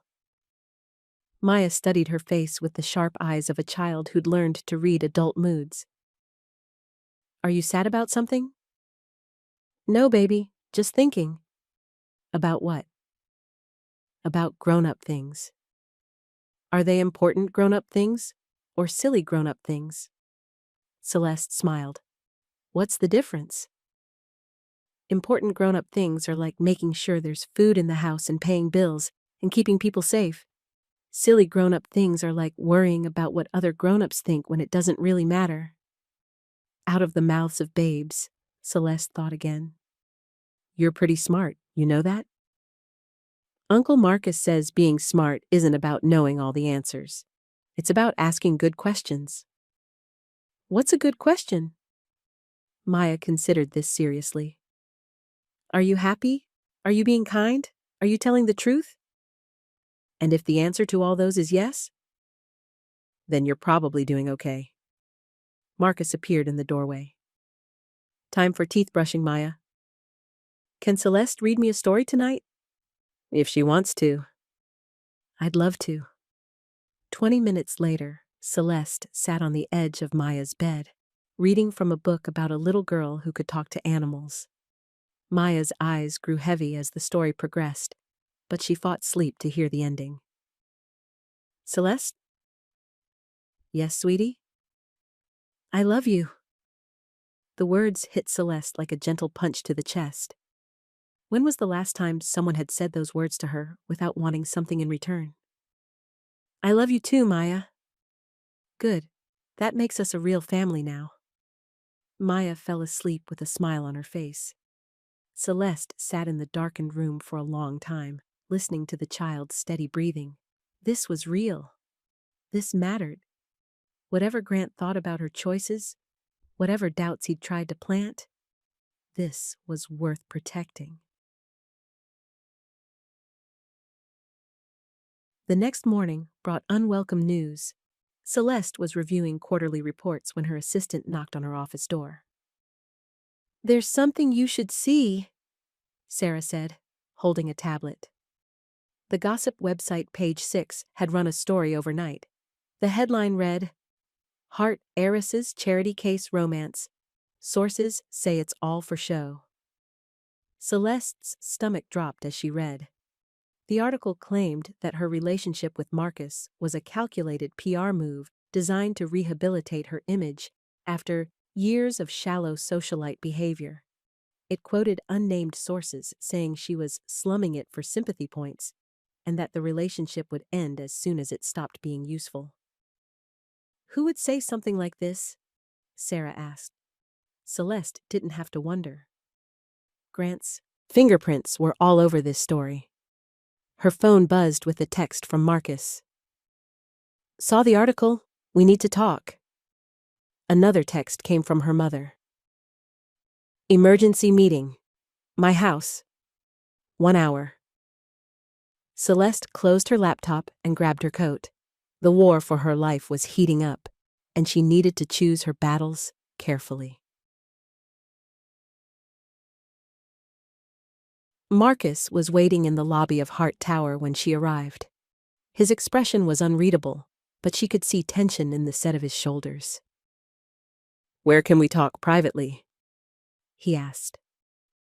She led him to a small conference room on the second floor. Through the windows, they could see people hurrying along the sidewalk, living their normal lives, while hers felt like it was falling apart. "I'm sorry," she said before he could speak. "I know who planted that story." "Grant?" "Almost certainly." Marcus sat down heavily in one of the conference chairs. "This is what I was afraid of." "What do you mean?" "That we'd become a spectacle. That your world and my world would clash so hard that nobody could see the real us anymore. We can fight this. We can prove the story is false." "How? By putting our private life on display? By defending ourselves to reporters and strangers?" "If that's what it takes." Marcus shook his head. "That's not the life I want, Celeste. That's not the life I want for Maya." Fear shot through her. "What are you saying?" "I'm saying maybe Grant was right about one thing. Maybe we're too different." "You don't mean that." "Don't I? Look at what's happening. Look at what dating me is costing you." "It's not costing me anything I don't want to give up." "Isn't it? When's the last time you went to one of your charity galas? When's the last time you did something that was just yours, not connected to us?" Celeste felt the conversation slipping away from her. "Those things don't matter." "They do matter. They're part of who you are. And if you give up too much of yourself to be with me, you'll end up resenting it, resenting me." "That won't happen." "Won't it? What happens in 5 years when Maya's a teenager and needs college money? What happens when I get hurt on the job and can't work? What happens when the novelty of playing house wears off and you remember who you really are?" "This isn't novelty," Celeste said desperately. "This is love. Love isn't always enough." The words hung between them like a closed door. "So what are you saying? That we should break up because some gossip website ran a hit piece?" "I'm saying maybe we should step back, take some time to think about what we really want." "I know what I want." "Do you? Because 3 months ago, you didn't know how to ride a bus. 2 months ago, you'd never been grocery shopping. Last month, you'd never helped a kid with homework. You're changing your entire life for this relationship." I'm changing because I want to change. Are you? Or are you changing because you think you should? Celeste felt tears threaten. Why are you doing this? Because I love you too much to let you wake up in 5 years and realize you gave up everything that mattered to you. You matter to me. Maya matters to me. I know, but we can't be the only things that matter. Marcus stood up and walked to the window. Outside, the city continued its relentless pace. I need some time to think, he said. We both do. How much time? I don't know. He turned to face her. I love you, Celeste. I love you more than I thought I could love anyone. But love means wanting what's best for the other person, even when it's hard. What's best for me is being with you. Maybe what's best for you is figuring out who you are when you're not trying to be someone else. He kissed her forehead gently, like a goodbye. When you know for sure, he said, call me. Then he was gone, leaving Celeste alone in the conference room with the city spreading out below her and her heart breaking into pieces. The emergency meeting at her mother's house felt like a tribunal. Evelyn sat behind her desk. Mr. Rourke flanked her with his laptop open, and Celeste took the defendant's chair. We need to discuss damage control, Evelyn said without preamble. There's nothing to control. The story is false. That doesn't matter. It's out there and it's spreading. Mr. Rourke pulled up social media feeds on his laptop. It's trending on Twitter. 3 more gossip sites have picked it up. The comments are unflattering. People are saying you're using that man as a PR stunt, Evelyn added. That you're exploiting him and his child for sympathy? That's disgusting. That's public opinion, and public opinion drives stock prices, property values, and business relationships. Celeste slumped in her chair. What do you want me to do? End it, Evelyn said simply, cleanly, quietly, with dignity. Issue a statement saying you've decided to focus on your career. Let the story die a natural death. I can't do that. Why not? Because I love him. Mr. Rourke leaned forward. Love is a luxury, Celeste. Responsibility is a requirement. Says who? Says the 150 people who work for Hart Properties. Says the thousands of tenants who live in our buildings. Says the legacy your father built and your grandfather before him. The weight of generations pressed down on her shoulders. 3 Hart men had built the company from nothing. Her father had died believing she would carry it forward. Her mother had sacrificed her own dreams to hold it together. I know this is hard, Evelyn said more gently. But sometimes being an adult means making difficult choices. What if I don't want this responsibility? Then you should have said so 10 years ago, before you took control of the company. Before you let people build their lives around the stability you represent. Celeste felt trapped between her heart and her heritage, between love and loyalty, between who she was becoming and who she'd always been. I need time to think. Time is the one thing we don't have, Mr. Rourke said. Every hour this story spreads makes it harder to manage. Then manage it without me. Issue whatever statement you want. I'm going home. To which home? Evelyn asked pointedly. Celeste realized she didn't know how to answer that question.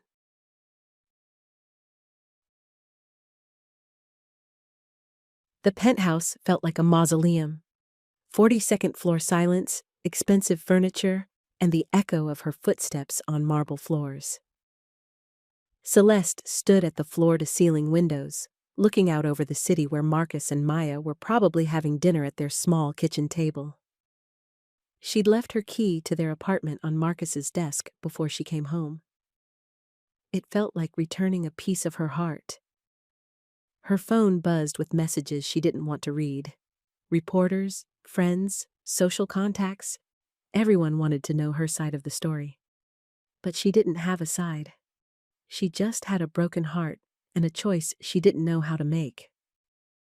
The doorbell rang at 8 o'clock.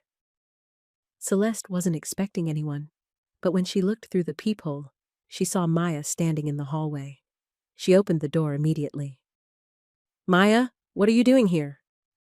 "Uncle Marcus said you needed some alone time to think about grown-up things, but I thought you might want some company." Behind Maya stood Mrs. Patterson, looking apologetic. "I'm sorry to bother you, dear. Maya was quite insistent. She said you were sad and needed cheering up." Celeste knelt down to Maya's eye level. "How did you get here?" "Mrs. Patterson drove me.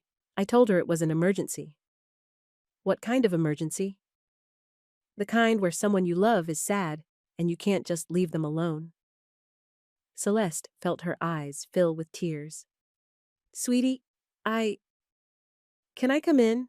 I brought my art supplies. We could work on a project together." Mrs. Patterson cleared her throat. "I can wait in the car if you'd like some time with her." Celeste looked at Maya's hopeful face, at the small backpack full of art supplies, at the simple kindness of a child who thought love meant showing up. "Come in," she said. "Both of you." They set up an art station on Celeste's dining room table. Maya spread out construction paper, colored pencils, and glue sticks with the efficiency of a general planning a campaign. "What are we making?" Celeste asked. "A family tree, but not the boring kind with names and dates. A tree that shows all the ways people can be connected." Maya began cutting out paper shapes: hearts, stars, circles, squares, in different colors. "See, these hearts are for people who love each other. These stars are for people who help each other. These circles are for people who live together. And these squares are for people who work together." "What if people fit in more than one category?" "Then they get more than one shape." Maya handed Celeste a red heart. "This one's for you and Uncle Marcus." "Maya." "And this star is because you help each other. And this circle could be for living together. But I know you have your own apartment, so maybe it's for spending lots of time together." Celeste took the paper shapes, not trusting her voice. "Where does Mrs. Patterson go on the tree?" she asked. "Right here." Maya pointed to a spot near the bottom. "She's a star because she helps me, and a circle because she lives next door and watches me sometimes." They worked in comfortable silence for a while. Maya was serious about her art, carefully arranging and rearranging shapes before gluing them down. "Celeste, can I ask you something?" "Of course." "Are you and Uncle Marcus going to stop being together?" The question hit like a physical blow. "Why would you ask that?" "Because Uncle Marcus was sad when he came home from work today, and you're sad now. And usually when grown-ups are sad at the same time, it means something bad is happening." Celeste set down her glue stick. How do you explain adult complications to a 9-year-old who sees the world in hearts and stars? "Sometimes grown-ups have to make difficult decisions," she said carefully. "What kind of decisions?" "About what's best for everyone they care about." Maya frowned. "But if you care about each other, wouldn't being together be what's best?" "It's more complicated than that." "Why?" Because sometimes the world makes it hard for people to be together." "What world?" "The world of work and money and what other people think."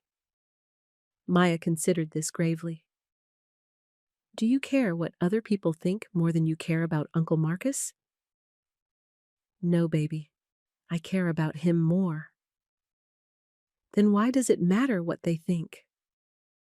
Celeste looked at this wise child, at her innocent certainty that love should be simple and choices should be clear. "You know what?" Celeste said. "You're absolutely right." The next morning, Celeste called her assistant and cleared her schedule. Then she called her mother and told her she wouldn't be attending the emergency board meeting. Then she called Marcus. "Can we talk?" she said when he answered. "Celeste." "Not on the phone. In person. There's something I need to show you." They met at the small park where they'd played frisbee months ago. It felt appropriate, returning to the place where she'd first discovered she was terrible at sports and didn't care. Marcus sat on their old bench, looking tired. He'd probably slept as poorly as she had. "I figured out what I want," Celeste said without preamble. "What's that?" "You, Maya, burned garlic bread and grocery shopping and homework help, and ordinary Saturdays that feel like miracles." Marcus looked skeptical. "What about yesterday? What about everything you said about responsibility and legacy?" "What about it?" "You can't just ignore those things." "I'm not ignoring them. I'm putting them in perspective." Celeste sat down beside him. "Maya came to see me last night." That got his attention. "She what?" "She brought art supplies and made a family tree. She wanted to know why grown-ups make things so complicated when love should be simple." "What did you tell her?" "That she was right. Love should be simple. Everything else is just noise." Marcus shook his head. "It's not that easy, Celeste." "Isn't it? Let me ask you something. Do you love me?" "You know I do." "Do I make you happy?" "More than anything." "Do you trust me to know my own mind?" Marcus hesitated. "It's not about trust." "It's exactly about trust. You're trying to make decisions for me based on what you think I should want, instead of listening to what I actually want." "I'm trying to protect you from making a mistake." "What if this isn't a mistake? What if this is the best decision I've ever made?" Celeste turned to face him fully. "You asked me yesterday if I knew who I was when nobody was watching. I do know. I'm someone who laughs at bad frisbee throws. I'm someone who helps 9-year-old girls with math homework. I'm someone who eats pepper shrimp even when it makes her cry. I'm someone who's happiest when she's taking care of the people she loves." "That's not the whole picture." "No, it's not. I'm also someone who runs a company. Someone who goes to charity galas and sits on boards and makes decisions that affect hundreds of lives. But those things don't define me any more than this relationship does." Celeste reached into her purse and pulled out a folded piece of paper. "What's that?" "Maya's family tree. Look at it." Marcus unfolded the construction paper artwork. It showed a tree with branches spreading in all directions, covered in paper shapes of different colors and sizes. "She put us all on here," Celeste said. "You and me and her. Mrs. Patterson, my mother. Even Mr. Rourke got a square because he works with our family. But look at the center." At the base of the tree, Maya had drawn a large heart with 3 figures inside it: Uncle Marcus, Maya, and Celeste, holding hands and smiling. "She sees us as a family," Celeste said, "not despite our differences, but because of how we fit together." Marcus stared at the drawing for a long time. "Grant was wrong," Celeste continued. "I'm not trying to be someone else. I'm trying to be the best version of myself. And that version includes you and Maya." "What about the gossip? What about the pressure from your family?" "I can't control what people say about us, but I can control how I respond to it." "How?" "By living honestly. By making choices based on what matters instead of what looks good. By trusting that the people who really know us will see the truth." Marcus refolded the family tree carefully. "And if the business suffers? If your reputation gets damaged? Then I'll deal with those problems when they come. But I won't solve them by giving up the best thing that's ever happened to me." A group of children ran past, chasing a soccer ball. Their laughter echoed across the park. "I'm scared," Marcus said quietly. Of what? That you'll change your mind, that this will get too hard, and you'll decide it's not worth it. I'm scared too, Celeste admitted, but not of changing my mind. I'm scared of wasting any more time being afraid. She took his hand. I love you, Marcus Reed. I love your kindness and your integrity, and the way you make pancakes on Sunday mornings. I love how you read Maya bedtime stories, and help her with her homework, and teach her that being good matters more than being perfect. Celeste, I'm not finished. I love that you fixed my elevator and my car and my heart without expecting anything in return. I love that you see me as a person instead of a bank account. And I love that you make me want to be worthy of the way you and Maya love me. Tears ran down Marcus's face. I love you too. So much it scares me. Then let's be scared together.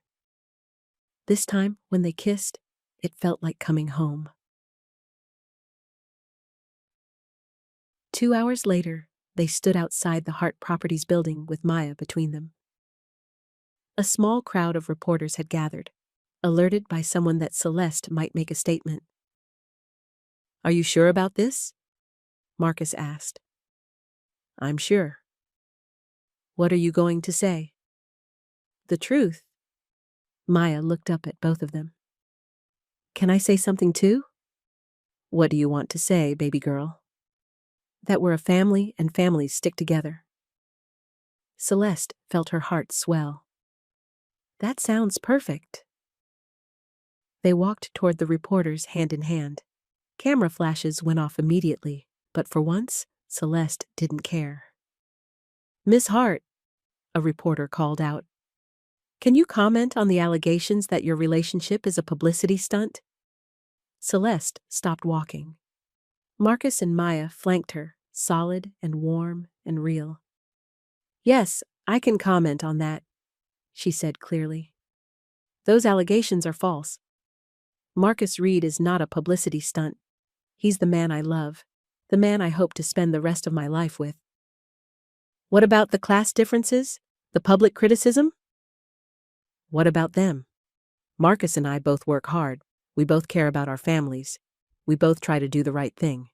If that's not enough for some people, that's their problem, not ours. Another reporter pushed forward. Are you planning to get married?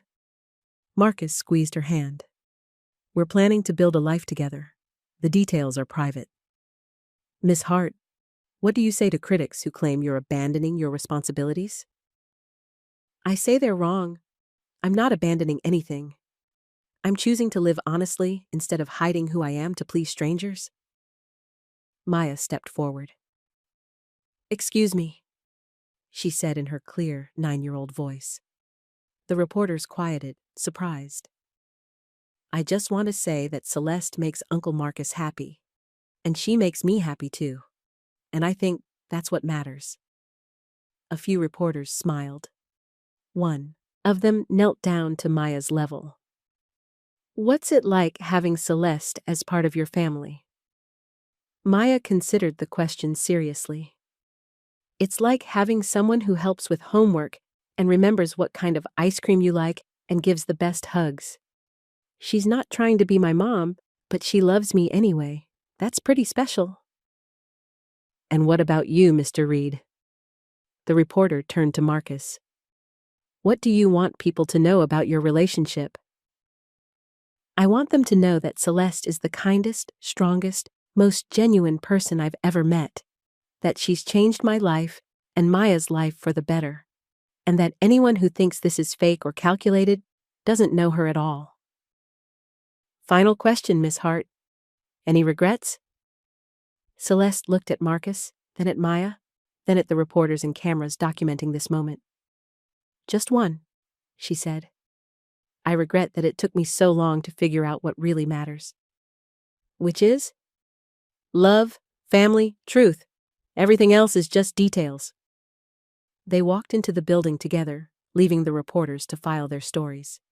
But for the first time since this all began, Celeste didn't care what those stories would say. The truth was out there now. The rest was just noise. 6 months later, Hart Tower buzzed with preparation for the company's annual charity auction. This year's theme was Community Connections, and the event was designed to showcase local artists, small businesses, and family organizations. Celeste stood in the ballroom, watching the setup crews arrange tables and lighting. She wore a simple black dress, elegant but not flashy. Her engagement ring caught the light as she gestured to the stage manager. "The children's choir goes here," she said, pointing to the area near the main entrance. "I want everyone to hear them as soon as they walk in." Maya's class would be performing 2 songs. Maya herself had been practicing for weeks, determined to hit every note perfectly. "Miss Hart?" The event coordinator approached with a clipboard. "The photographer from the style section is here early. Should I tell him to wait?" "No, that's fine. Just remind him that any photos of the children require parental permission." Marcus appeared at her elbow with 2 cups of coffee. "How's it going?" "Good. Hectic, but good." She accepted the coffee gratefully. "Where's Maya?" "Getting dressed in the office upstairs.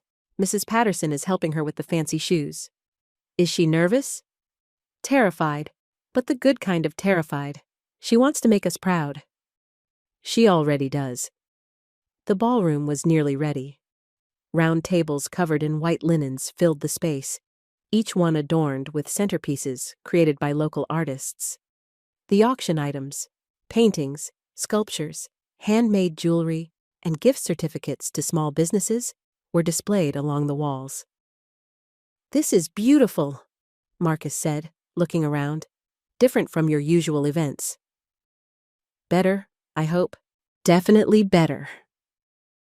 Celeste had redesigned the charity auction from the ground up. Instead of focusing on high-dollar donors and exclusive luxury items, this year's event celebrated community partnerships. The funds raised would support literacy programs, after-school care, and small business development in their neighborhood. 5 minutes to doors," the coordinator called. Celeste smoothed her dress and checked her reflection in the ballroom windows. A year ago, she would have spent an hour getting ready, carefully crafting her image for the cameras. Tonight, she'd spent 10 minutes on makeup and another 5 choosing jewelry. She looked like herself. Finally. The evening unfolded beautifully. The children's choir was perfection. 25 young voices singing about friendship and community, while their families beamed from the audience. Maya hit every note, her face glowing with pride and joy. The auction items generated enthusiastic bidding. A painting by a local high school student sold for $3,000. A week-long cooking class with a neighborhood restaurant owner went for $1,500. A handmade quilt created by the Senior Center's Craft Club brought in $2,000. But the biggest surprise came near the end of the evening. "Our final item tonight is special," Celeste announced from the stage. "It's a family tree artwork created by Maya Reed, age 9. Maya, would you like to tell everyone about your piece?" Maya stepped up to the microphone, looking tiny behind the podium, but her voice was clear and confident. "I made this family tree to show how people can be connected in lots of different ways. Some people are connected by blood, some by marriage, some by friendship, and some by choice. All the connections are important." She pointed to the large poster board displayed on an easel beside her. It was an elaborate version of the construction paper tree she'd made months earlier, now painted in watercolors with carefully lettered names beside each shape. "The hearts are for love, the stars are for helping, the circles are for living together or spending lots of time together, and the squares are for working together. Everyone gets at least one shape, but most people get more than one because people are connected in lots of ways." The ballroom was completely quiet. Even the waitstaff had stopped moving to listen. "At the bottom," Maya continued, "there's a big heart with 3 people in it. That's my family. Uncle Marcus, me, and Celeste. We're connected by love, and choice and spending time together and helping each other. She looked out at the audience. I think families can be made lots of different ways, and I think the best families are the ones where everyone chooses to be there. The applause was thunderous. Several people in the audience were wiping their eyes. Do I hear opening bids? The auctioneer asked. The bidding started at $500 and climbed quickly. Local business owners, neighbors, and longtime Hart Properties supporters drove the price higher and higher. When the gavel finally came down, Maya's family tree had sold for $12,000. Maya's jaw dropped. $12,000? For my art? The winning bidder, an elderly woman who owned a frame shop in the neighborhood, approached the stage. I'd like to donate this piece back to Hart Properties, she announced, to hang in the lobby, where everyone can see Maya's beautiful vision of what family means. The applause started again, louder this time. Later that evening, after the guests had gone home and the cleanup crews had finished their work, Celeste found herself alone in the empty ballroom. The auction had raised $200,000, more than any previous year. But the money wasn't what mattered most. Marcus found her there, still in her evening dress, but with her shoes in her hand. Good event, he said, settling onto one of the few remaining chairs. The best. Maya's asleep in the office upstairs. Mrs. Patterson said she could stay at our place tonight so Maya doesn't have to be moved. That's perfect. They sat in comfortable silence, looking around the empty ballroom. Tomorrow it would return to its usual function, board meetings and corporate presentations. But tonight, it had been something magical. Celeste? I have something for you. Marcus reached into his jacket pocket and pulled out a small wrapped package. What's the occasion? No occasion, just wanted to give you something. Inside the wrapping was a small wooden box. Inside the box was a key. What's this for? Our front door. The new apartment. 3 bedrooms, 2 bathrooms, a real kitchen, and a backyard where Maya can play. Celeste stared at the key. You found us a new place? I found us a home, if you want it. Of course I want it. But Marcus, you should have asked me to help look. I wanted to surprise you. Besides, you were busy planning this amazing evening. Celeste turned the key over in her palm. It was warm from being in Marcus's pocket, solid and real and full of promise. When do we move? Next month, if you're ready. I'm ready. Marcus smiled and pulled another small box from his pocket. Then you're going to need this too. This box was smaller, covered in black velvet. Celeste's heart stopped. Marcus! I know we're already engaged, but I wanted to do this right, in front of family. He slid off the chair and knelt beside her. In the empty ballroom where they'd just celebrated community and connection, he opened the box to reveal a simple, perfect diamond ring. Celeste Hart, will you marry me? Yes, she said through tears. Yes, 1,000 times yes. The ring slid onto her finger like it had always belonged there, like she had always belonged here, with this man, in this life they were building together. I love you, she whispered. I love you too. They kissed in the empty ballroom, surrounded by the lingering scents of flowers and celebration. Outside, the city hummed with late-night energy. Upstairs, Maya slept peacefully, dreaming of applause and art and the family she'd helped create.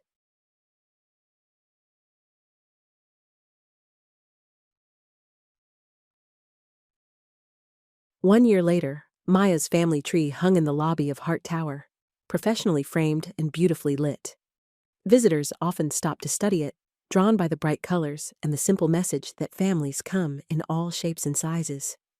Celeste saw it every morning when she arrived at work, and every evening when she left to go home to her husband and daughter. Because that's what they were now. A family. Officially and completely and without apology. The wedding had been small and perfect.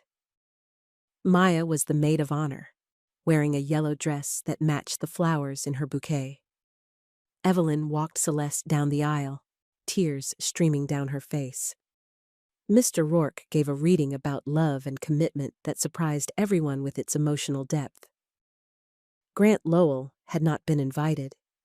Now, on this ordinary Tuesday morning in March, Celeste stood in her kitchen making pancakes while Marcus packed Maya's lunch for school. It was a scene they'd repeated hundreds of times, but it never got old. "Math test today," Maya announced, reviewing her notes one final time.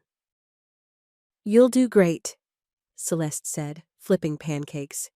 "You studied hard. And if I don't do great, then we'll figure out what you need to study harder next time," Marcus said. "No big deal." Maya nodded, satisfied with this plan.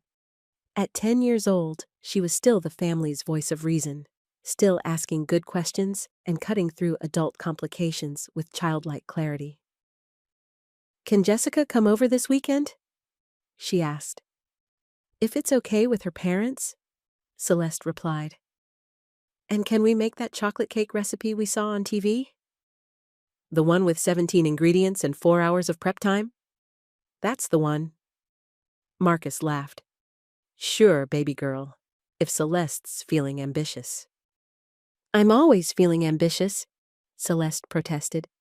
"I just prefer simple ambitions." "Like what?" "Like making sure the people I love know they're loved. Like creating ordinary moments that feel like miracles.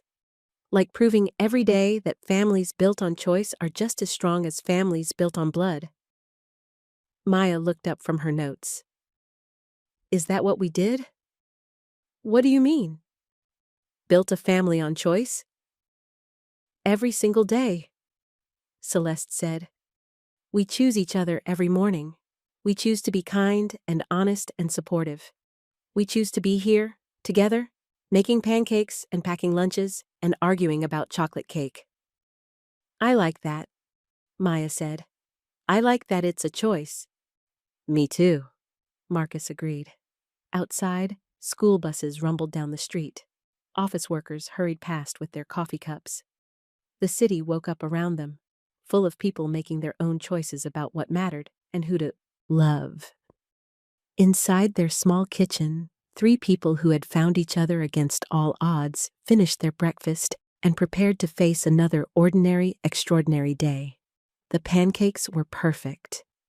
The lunches were packed. The love was abundant and real and built to last.